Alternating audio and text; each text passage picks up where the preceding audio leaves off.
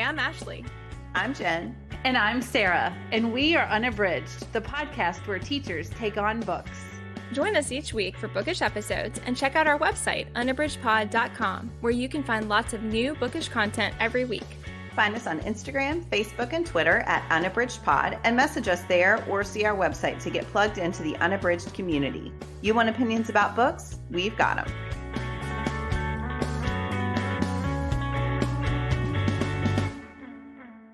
Hi, and welcome to Unabridged. This is episode 217. Today, we are discussing Sally Thorne's The Hating Game. We are focusing on the film adaptation, but we'll also be touching on the book as well. And before we get started with that discussion today, I just wanted to remind you that we have a lively community on Instagram where we do a lot of book discussions every month. We do this in the form of both book club discussions and buddy read discussions. So a lot of you are already there, but we wanted to mention it in case you are listening and haven't plugged in there. We have chats and we discuss them in Instagram. So if you're unfamiliar with that, feel free to message us and we can kind of let you know how it works. But we are on Instagram at unabridgedpod. You can always just message us. We post every month when those discussions are happening. They often are on Mondays at 8 Eastern Standard Time in the evening. And we discuss both our book clubs each month and also a young adult buddy read pick. Before we get into our discussion of the film, we want to share our bookish check-in. Jen, what are you reading? So I just started Samantha Coho's Bright Ruined Things, and we're recording this a little early, but this will have just come out when this episode releases, and I am loving it so far. So this is a YA retelling of Shakespeare's The Tempest, and it has been a very long time since I read The Tempest, but parts of it are coming back as I'm reading. So the main character here is May, and she lives on an island that is sort of ruled by the Prosper family. And they found their wealth when the patriarch of the family discovered this magical thing called ether that the island possessed and was able to master the magic of the island. And then that's kind of an industry now that makes the whole world work. So May's father found the island with Prosper. He was like his servant and has since died, but Prosper promised that he would look after May until she became an adult, and she's now 18. So she feels as if her position on the island is very tenuous, and very early on in the book, she finds out that the eldest grandson, Ivo, wants to marry her, and it's sort of this arranged marriage thing, and she feels as if she needs to marry him because that would secure her place on the island. Otherwise, she's going to have to leave and go somewhere. She's never been off the island. She's going to have to leave and go somewhere where she doesn't understand how the world works, where there's not the magic that is so woven into her daily existence. In addition, she has a crush on a different Prosper grandson named Miles. And so not only is she reluctant to marry Ivo, but she really wants this other guy, but she doesn't want to leave the island. So she wants to so her life is complicated. And so that is right where I am. And I really like the writing style. I think it's one of those that I feel like even if you haven't read The Tempest, it would totally work. In fact, it may be better because I keep trying to figure out which characters stand in for which other characters. And I'm not sure I remember them all super clearly. I've resisted looking up a summary of The Tempest just because I want to figure it out on my own. But anyway, it's really good so far. So that is Samantha Coho's Bright Ruined Things, and it just came out on Tuesday. Oh, wow, Jen. That sounds really good. I hadn't heard of that one. NetGalley always bringing in the good books. I love that. What about you, Sarah? What are you reading? I just got a brand new cookbook last month, so I have been looking through that, and it is called Everyday Dinners, Real Life Recipes to Set Your Family Up for a Week of Success. It's by Jessica Merchant. It just came out last year, and she is a blogger who I read her blog. It's called The Pretty Dish, and she just has a lot of really healthy recipes that are pretty quick. And so I really enjoyed reading what she's written in the beginning of the book and then just thumbing through the recipes and picking things out that I want to make. So again, my reading is not as great as it could be, and so sometimes I just have my cookbooks that are my comfort reads that I look through and try to think about to plan meals for my family. So that's what I'm reading right now this week. So that's Everyday Dinners, Real Life Recipes to Set Your Family Up for a Week of Success by Jessica Merchant. Oh, wow. That sounds great, Sarah. That's a really, I like the ones that look at like weeks of time or kind of broader spectrums of time. I always think that's an interesting take. And I can rarely get myself together to think ahead, but I find when I do, everything goes so much more smoothly. You all know I do not cook, and yet there is something really compelling about that idea of, look, here's my week, even for people who don't cook. Yeah. Ashley, what are you reading? So I just started our buddy read for this month. This is Amiko Jean's Tokyo Ever After. And I have been so excited to read this one. And I know Sarah read it a Mhm. while ago, right, Yes, Sarah? I think yes. you read it first and then were telling us how great it was. And so I'm really excited to read it. And speaking of our buddy reads, this chat happens on the 21st of this month. So you still can join in if you want. And you can just message us, like I was saying in the beginning, you can just message us at Unabridged Pod and we would be happy to have you join. I'm listening to this one and I have only gotten through just a tiny little bit of it so far, but I am totally captivated. This focuses on Izumi Tanaka, and she lives in in Northern California. It's a predominantly white area, and she feels kind of isolated. For example, she goes by Izzy instead of Izumi because she feels like that's like easier for people to say. And so she definitely has this feeling of feeling like she's a bit of an outsider, also wanting to blend in. And her whole life, it's just been her and her mom, and they are very close to each other, but she knows nothing about her father. She just knows that there was a man and now her mom has her, and she is really in support of her mom's liberation. She is quick in the very beginning to say how she has no judgment at all about her mom, but she knows that there was a guy, it was a single night, they didn't have an ongoing relationship, and so she just doesn't know anything else. Well, right there in the beginning, she has some great friends, so I can't wait to see where things go with her friend group. But she found this little bit of information and that prompted her friend to do some snooping. And very, very quickly, they had this emergency meeting in the library. And she discovers that it's pretty easy to actually figure out who her father was. And he also is the crown prince of Japan. So that is where I am, is that they have just had this revelation. And it's clear. I mean, they see the images of him and his profile is just like her profile and all the things line up. The time that he was in the US, the location, he was at the school where her mom was in college. And so like all of that stuff is lining up. So it seems like they have hit on something that that is going to change her life. So I am very excited to see where this one goes. I've been wanting to read it since Sarah shared it because it just sounded so great. And like I said, very beginning, but swept away by it. And that is Amiko Jean's Tokyo Ever After. And that's our young adult buddy read this month. I love that book so much. Yeah, I cannot wait to discuss it because I feel like there are just so many different paths for discussion for this one. It's going to be a really fun chat. Awesome. So we wanted to hop over to our discussion of Sally Thorne's The Hating Game. And like I said before, this is an adaptation episode. So we're really going to focus more on the film, but we did want to touch on the book as well and just talk about things that we enjoyed and didn't maybe enjoy in both of them. So overall impressions first. Sarah, why don't you start us off this time?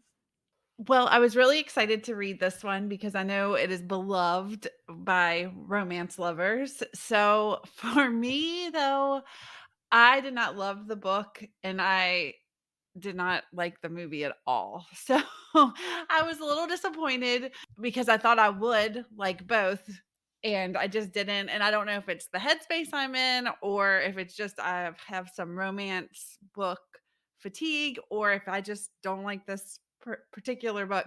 I just wasn't really rooting for the relationship very much in it. And Lucy as a character, I don't know. She just got under my skin, and I don't know why. I found her annoying. I don't know. I just didn't like it very much. And I'm sorry. I'm sorry to all of our romance listeners, but I don't know. It took everything I could to get through the book, and then the movie I thought was terrible. So I'm sorry. I'm usually not negative. Well, there you go, folks. Jen, what about you? Well, I'm just going to do a complete turn here. Okay, so I will say, I know there are people out there who do not love this book. And so I feel like, Sarah, you are speaking to their hearts. I love this book. It is one of my favorite romances, and enemies to lovers is my favorite trope. And this is my favorite of the enemies to lovers book. I think it's the banter that I really enjoy in this one. It reminds me of like the 1940s movies with Hepburn and Tracy, and just that really quick back and forth wittiness that it's just my favorite. I just think it's so funny. And I have to say, when I read it, I was like, ooh, I bet this would be fun on screen, not anticipating that it would ever get on screen, because I feel like there aren't that many romance novels like this that are adapted. And so when the adaptation was announced, I had some trepidation, because I had that thought that, it harkens back potentially to this great film tradition. And also, I love this book and I hope they don't ruin it. So I went into the movie with low expectations, and I feel like that was the right thing. I listened to the Book Riot podcast, and when they do these kinds of, what did you think about this thing that you went into? Were you overwhelmed, whelmed, or underwhelmed? And I was whelmed, because I did not expect great things from the movie, and it was fine. There were parts, and we'll get into this more. I know there were parts that I really did not think that the changes they made served the characters or the relationship well. There was one casting decision in particular, not casting decision, but just the way they played one of the roles that I did not care for, but it was fine. Like, I didn't hate the time I spent watching it, but I didn't love the movie, and it definitely did not reach my expectations for the adaptation of this book that I love so much. So that's where I am. Ashley, how about you? Well, I thought we did not discuss this ahead of time, and I thought I would be totally alone here, but it was not my cup of tea. And so I don't want to, go too in depth, but I will just say that the book did not work for me. And part of that is because I think I had tremendous expectations. I knew Jen loved it. I knew some other romance readers whose opinions I often align with love it. And so I think that I was expecting to love it. And it's funny to hear you say it too, Sarah, because when I first read it, I thought, oh, I must be in a bad space for this because I was just like really surprised that I didn't enjoy it. But the fact that you didn't either makes me think that, I think some of it is that there's high expectations at this point, because a lot of people have absolutely loved it. And also there are things in it that I just don't love in romances. For one thing, I do not like the enemies to lovers trope. We've talked about that before when we've discussed romance books. That rarely works for me. And I think the thing I find so grating about it is that often it is apparent to everyone but the characters that the characters are in love with each other. And that gets very old to me. It's like, yes, you're into each other. You are adults. You are capable. You are not 14. You are not discovering your emotions for the first time in your life. So yeah, you're into each other. Clearly. And that went on in this book until like the very, that went on for a long time. And I just was like even after it was clear that they were interested in each other, it still was this like, oh, we're only going to be together this one night. Oh, this is just like it's an arbitrary time. And it just, I just can't. That part, I mean, I got fed up with. Like once there were parts I thought were really sweet. Then I was like, okay, like when they were starting to spend time together, when she showed up at his apartment and was so vulnerable and clearly was just admitting that to herself and to him that she was just really into him.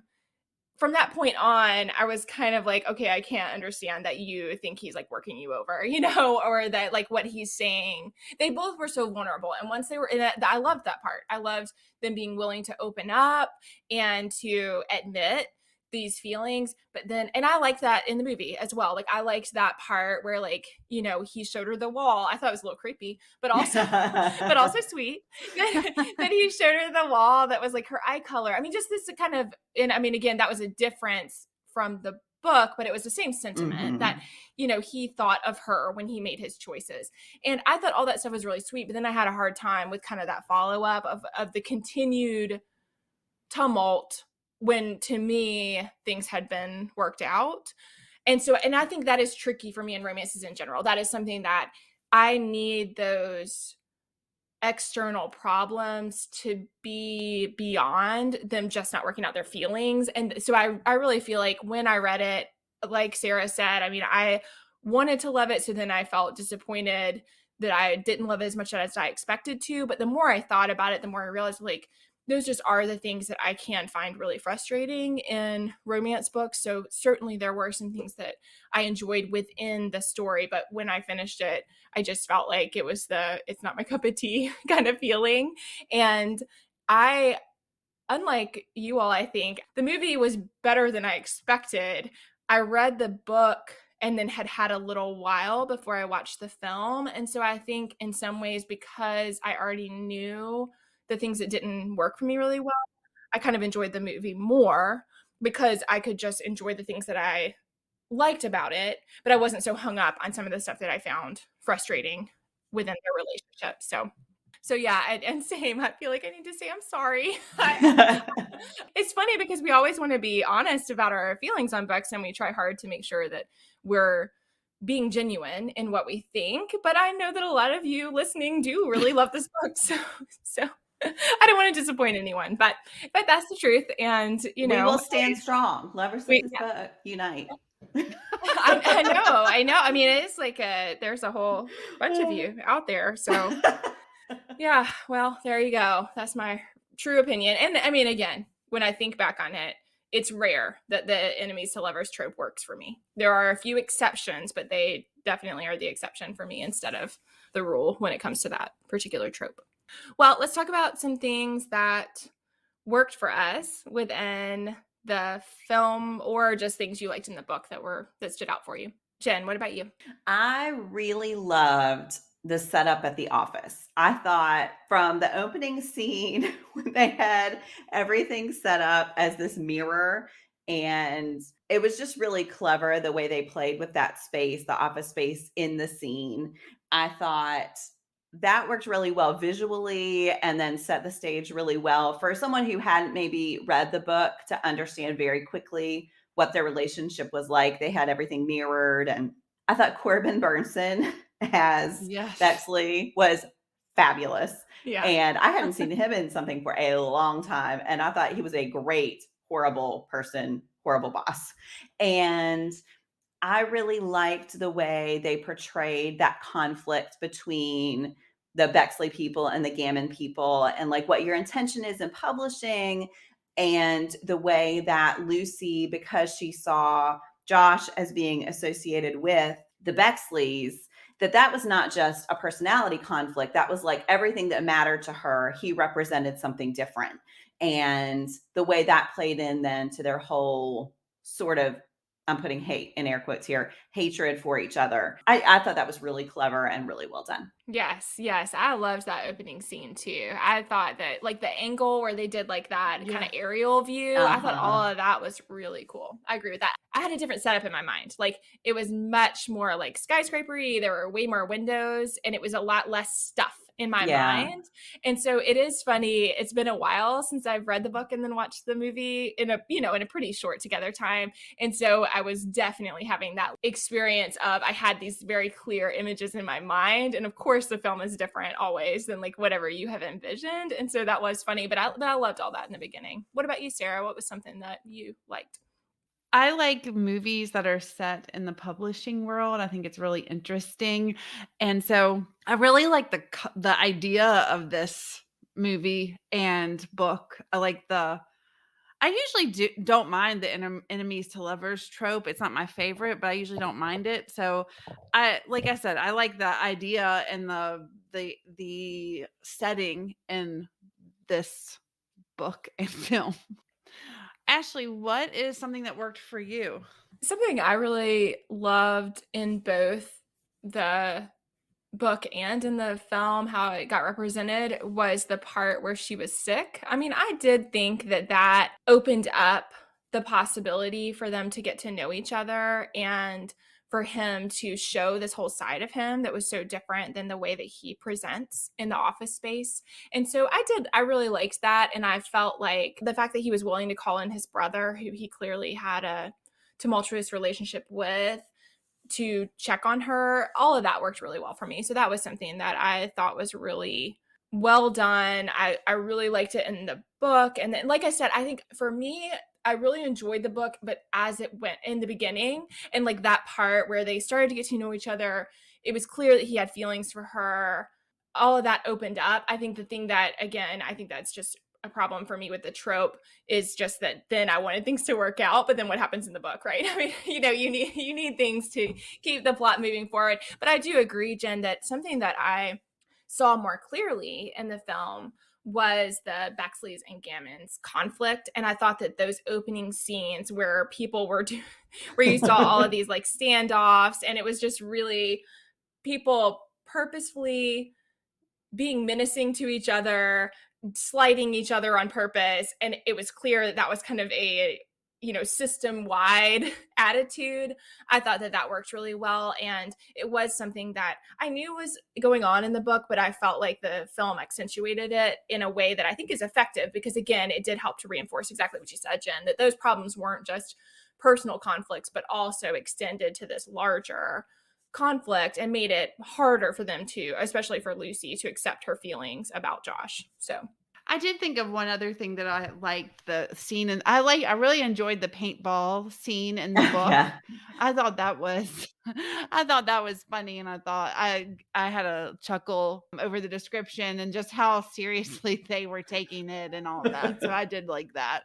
Yeah. That was really yeah, funny. that's true. There were a lot of parts where I laughed out loud in the book, that were just really funny. So, okay, so let's talk just a little bit about the book versus movie, maybe a change that stood out to you, or just how you felt about the comparison. Sarah? So one of the worst things for me from the book to the movie was Danny, his Mm-hmm. character. Oh my In gosh. the For book, sure. like I really did not get the same. I don't know, the choice they made to make him kind of goofy and like bumbling in the movie, I just thought that was really a strange choice. And in the book, I felt like he was a very like he seemed like he was like this attractive, kind of quiet guy, but that she actually liked him. Yes. And it did not Yes. seem that she it just seemed like she was using him in the movie, like just for that personal, like to get at Josh. And in the book, it seemed a little bit more nuanced to me. I And I agree. just did not like how that all went down. And I just didn't feel like the person that they cast and the way that they played Danny in the movie, it didn't feel right at all for me. I agree Yeah. 100%. That was one of the Same. very first things I wrote down. From the moment he came on the screen, I have a smiley face or a sad face. I mean, because yeah, it made her seem really callous. Yeah. And I know she's not supposed to be like that. We like her every moment, Uh-huh. but it did. It just made it seem like she did not think of him as a person. And of course, in the book, she's not going to end up with him, but it seemed a more realistic hint at a love triangle. In the movie, it was just like from the moment he came on screen, she was rolling her eyes. And Yes. and so was I. Yeah. I just did Yeah. not appreciate that at all. Yes, the whole time Sarah was talking, listeners, both Jen and I were like vehemently nodding our heads. I mean, 100%. Yeah. I just was completely bewildered. And I agree with what you said, Sarah, that not only was it grating about him, but it made her seem really heartless. I mean, because then all of a sudden in the book, I felt like she felt like he was the quote right guy that Yes. she should choose. He's the nice guy. He's the Mhm. nice guy. And I'm not sure that I bought all of that. Again, Right. that Right. part is kind of like tiresome to me, but I did think that in her perspective, he was the one she should choose, and she just never wanted to. That's totally different to me than like, I mean, when she walked in his office to ask him about going and he already had those plans, and then he dropped all his plans Yes. for, Yeah. because she had the cat thing, she made up the thing about the cat. All of that made her seem really awful. I mean, Yeah. just like that was just really cold and calculated. And none of that happened in the book. I mean, it didn't play out like that, and he didn't reek of desperation. I mean, I just felt like all of that was just really, I felt sorry for him. I felt like he was pitiful. Yeah. And I thought all of that was strange because none of that was in the book for me. Yeah. Yeah. So that was a big difference. I have one more too. In the book, I felt like I could feel their chemistry, like even though I wasn't a fan of them as characters, like I felt like the chemistry, like Sally Thorne really created this chemistry between them. And I felt that in the movie, I felt that there was no chemistry between the actors, and it was just it all just seemed like in the movie for me, it just seemed like people like going through the motions. Like I didn't feel like there was much heart in it. And so I didn't like that either. Yeah. What about you, Jen? What were your thoughts? My big thing that I want to compare is a structural change that I thought really changed the course of their relationship. So the fact that Lucy overhearing Josh and Bexley's conversation before the wedding and before, they have this, before they have sex, but before they have this big moment of bonding, really was problematic for me, because I think in the book you have this great buildup of trust. And so when she hears that conversation before the wedding and then they sort of work through it, I thought that made much more sense than them working through almost every conflict and then her hearing it and believing it. I just thought once they had worked through so many issues and really been vulnerable, and she'd been there for him, and she got over the fact that she was at a wedding for his ex-girlfriend way too quickly, in my opinion, in the movie. But anyway, not that she was there, but that he had not told her. I thought that was really unrealistic. But yeah, I thought that structural change made their relationship seem much, much weaker, and as if then they could be taken down by any small misunderstanding. Whereas in the book, I think you see them work through so many different issues. So then it just seems a relationship that they've had to work at a little bit, which I liked. So yeah, that structural change, and I understand why they did it. Like I understand you can't have the slow build in a movie the way you do in a book, but I feel like they could have just flipped it. Yeah, I guess they wanted the big reveal in the office and that big scene at the end with everybody clapping. But I just, from that point on, I just did not love that. Yes. The things that were said in the office that she heard were so horrifying. And I feel like in the book, it was much more subtle. Yes. And so because of that, I could survive. And I agree, the timing was significant, but also she didn't hear like all these horrendous things. I mean, the fact that she didn't report that immediately and have the man fired was just like hard to get over. Right. And so I felt like, I think you're right that it was supposed to just lead to this buildup, but then I got preoccupied with how that was wrong on every level. Because it was explicitly about them having sex as a way for him to get the job. Absolutely. And that was not in the book. And so, the book was just much more, about focused on work. And so it was still bad, but it was not, it was much more forgivable than what, I agree with that as well. Yeah. Yeah. Both that he didn't report it and that she didn't report it. I just couldn't get past that part. Yeah. What about you, Ashley? There were a couple of things I did think were fun. I loved when she came in. The whole dress thing did not work for me. It did not work for me in either the book or the film. That's the kind of thing that I have a hard time where I'm like, you are an adult. I just don't know that I can buy in that this is like happening. But anyway, when she came in and then she tripped and then her menstrual cup fell out of her purse and then he picked it up and he's like, what is this? And she proceeded to explain what a menstrual cup was. That was one of my most favorite scenes in the film. So like, to me, that was something that was added that I just absolutely thought worked so well. It was hilarious. And it showed the preposterousness of her in that outfit. Yes.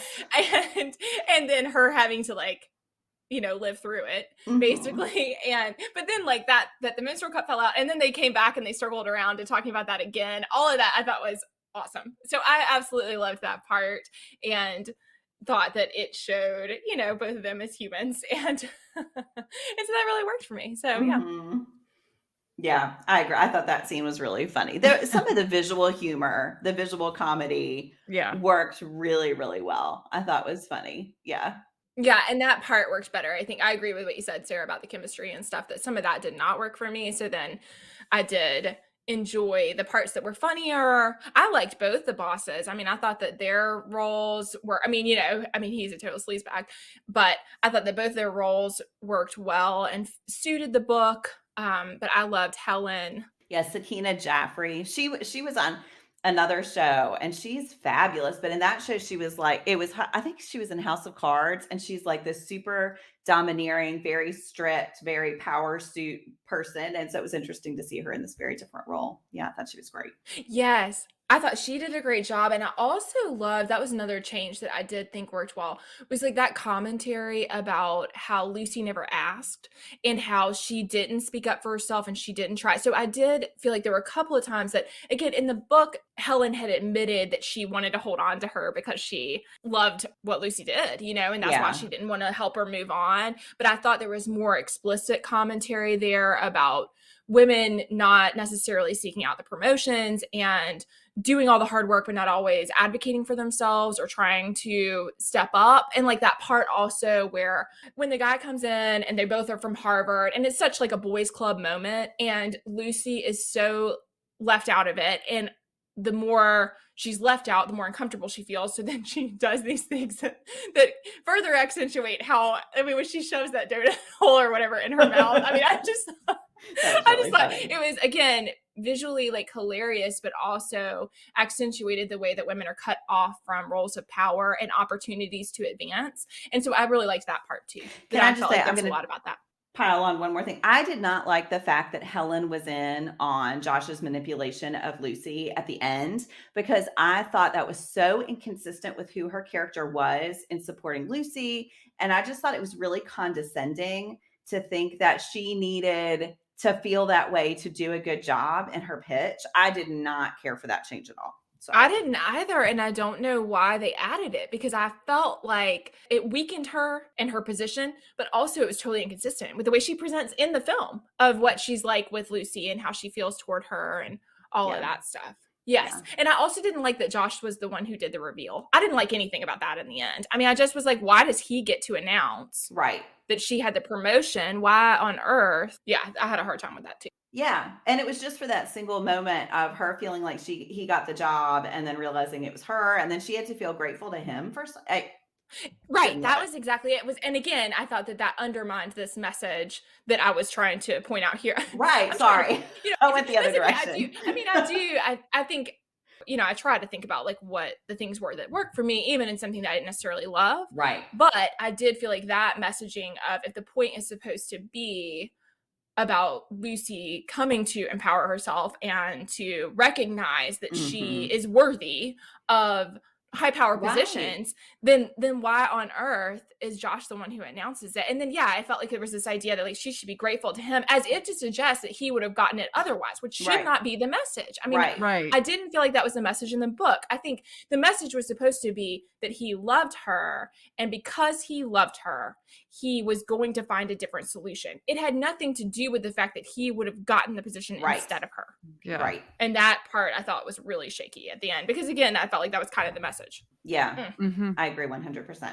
I will say, so I tried to find trivia on this movie and could find very little, but Robbie Amell was originally cast as Josh. And I don't know if y'all know who he is, but I wonder if that would have helped with the chemistry because I really like him in the Who was it? Robbie Amell. You know that I'm useless on this, Jen. I So know, I have, but of course, he's I don't a know. good actor. Not that I didn't think that Austin Stowell or Sal, I didn't think he was bad. I thought it was more the two of them together. And so I was just like, I wonder. Yeah, and there were scenes that I think could have, if they had removed that like closet scene, I think that would have been helpful because that did not help with the chemistry stuff. Yeah. Well, there we go, folks. Once we get the ball rolling here, I feel like we could say lots of things to This has been such a journey. continue to critique here. But I think I'm gonna just ask you all overall preference, book or film, and then we will share our Give Me One. So, Jen, Book. what about you, Sarah? Book. Ashley, what about you? I think I kind of shared that earlier, but I would say film for me. And it's not that I absolutely loved it, but I think I had kind of worked out a lot of the things that I didn't love in the book. And so then that made it easier to enjoy the parts of the film that I felt like I shared that did work. So, well, there you go, folks. We have some opinions about this. We would love to hear what you think about The Hating Game. And if you loved the book and you watched the adaptation, we would love to hear about that as well, because I think that's really interesting. Or if you didn't love the book. If you didn't love the book and you did watch the adaptation, then we'd love to hear about both of those. Or if you just want to tell us what you thought about the book, that's all great. So you can always find us at Unabridged Pod. Today, we want to end with our Give Me One. And today's topic is a book your kids love. Sarah, what's your pick? My pick is a book that both of my kids adored and loved me to read aloud to them, and that is The Day the Crayons Quit by Drew Daywalt, and it is illustrated by Oliver Jeffers. My kids love that one too. Mm-hmm, same. What about you, Jen? What's your pick? So I'm going to try to find out which book my kids would recommend you start with, but both of them are huge fans of Rick Riordan's, like all of the things, the graphic novels, the novels. They're super excited that Percy Jackson has been optioned for Disney Plus, and it's going to be a series on there. So yeah, Rick Riordan, and I'll find a place for you to start. How about you, Ashley? So one thing that's been super nice since we got back in the States is my kids, who had really moved to chapter books for quite a while before we left, is that they're back into picture books. And so that's been really, really fun to get back into those and enjoy them. And I just wanted to mention that if there's other parents, I was like thinking about purging all that stuff and sharing it with people because they weren't reading them, but we circled back. So I'm glad we still have them. And this one was gifted to us with a podcast from Macmillan Kids, and it's a pretty recent publication. So I wanted to share it because it is phenomenal. This is Niki Nakayama, A Chef's Tale in 13 Bites. And it's by Debbie Machiko Florence and Jamie McCulloch. And it's illustrated by Yuko Jones. And this is the story of Niki Nakayama, who is a real chef in California, and her journey to become a chef. And it is, like it says, it's told through 13 bites. And that's because kaiseki is a traditional Japanese cooking style that has 13 courses. And so it's just her journey of fusing her American heritage with her family's Japanese heritage, and just that journey to become a chef. And, you know, it's a predominantly male dominated field. And so it's really talking about her trying to find her way. And I mean, it is just beautiful. So I wanted to share that one because that one's been new. It's a relatively new publication. It's new to our family, and it is such a great book. So again, that's Niki Nakayama's A Chef's Tale in 13 Bites. I read that one when we received it from Macmillan, and I just loved it. I couldn't wait for Ashley to get home back to the States so I could give it to her for her girls to read. Yes, it is. Just the illustrations are gorgeous, but also I think that it's such a beautiful journey of her finding her way and just like telling that story of trying to get people to take you seriously on what your dream is. So there's a lot about her as a child. Yes, it's just great. Well, listeners, like I said, we would love to hear what you thought about Sally Thorne's The Hating Game and or the adaptation. And you can let us know that at Unabridged Pod. And thanks so much for listening. Do you have comments or opinions about what you heard today? We'd love to hear them. You can find us on Instagram, Facebook, and Twitter at Unabridged Pod, or on the web at unabridgedpod.com for ways to support us.